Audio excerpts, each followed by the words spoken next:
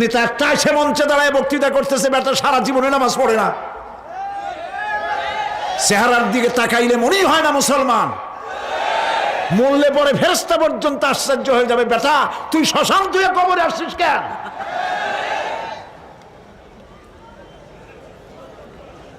এগুলোর পিছনে দৌড়েছে তোমার ভাই, আমার ভাই, উল্লুক ভাই, ভাল্লুক ভাই। আজিব আজিব, কার পেছনে দৌড়াও? তুমি একটু চিন্তা করে দেখবে না কোন বেটার পিছনে দৌড়াই?